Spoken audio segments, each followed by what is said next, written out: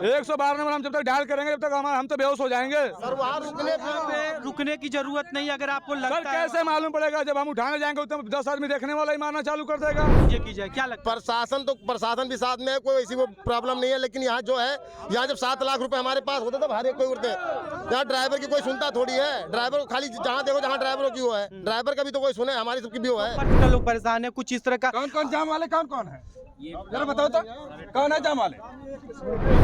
हमारी मांगे पूरी करो। नमस्कार, आप देख रहे हैं यूपी हेडलाइंस।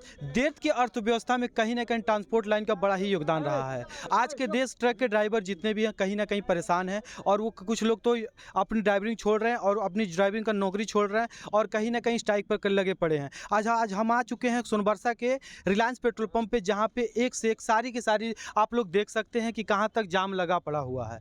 अभी मैं बात करूँगा, यहाँ के प्रशासन भी लगे पड़े हैं, कुछ ना कुछ ट्राई कर रहे हैं, कोशिश कर रहे हैं इस जाम को हटाने के लिए, क्योंकि लोग परेशान है। कहीं ना कहीं अभी सुबह का टाइम भी है, लोग परेशान है कि हम अपने घर चले जाएं, लेकिन इस जाम में फंसे पड़े हैं। हम बात करते हैं यहाँ के जितने भी लोग हैं, ट्रक ड्राइवर है, सारे परेशान हैं। क्या कहना चाहते हो, क्या संदेश देना चाहते हैं, किस चीज़ के लिए धरना प्रोटेक्शन कर रहे हैं, उन समूह से जानने का कोशिश करेंगे। क्या नाम पड़ेगा आपका? बबलू अंसारी।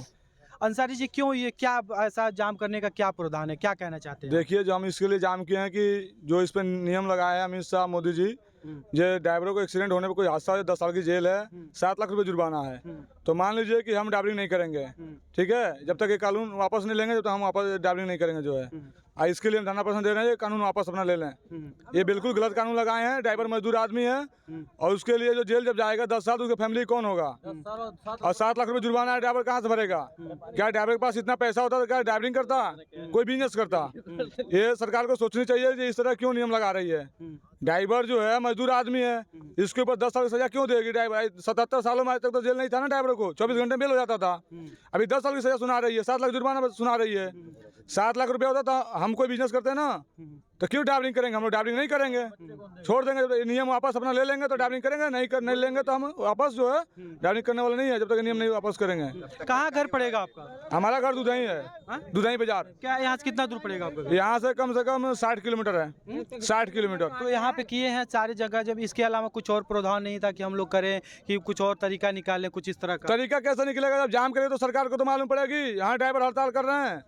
मान लीजिए ड्राइवर जनता की सेवा करता है, ट्रांसपोर्ट लाइन से हर एक माल हर एक व्यक्ति के पास पहुँचाता है, और ड्राइवर को जेल कर देंगे तो ड्राइवर कैसे नौकरी करेगा?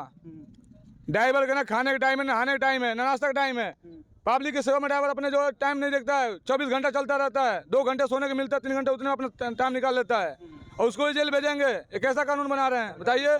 ये सरकार का अच्छा कानून लग रही है बनाने में जेल के लिए। ड्राइवर एकता, ड्राइवर एकता, अपना कानून वापस लो, अपना कानून वापस लो, अपना कानून वापस लो।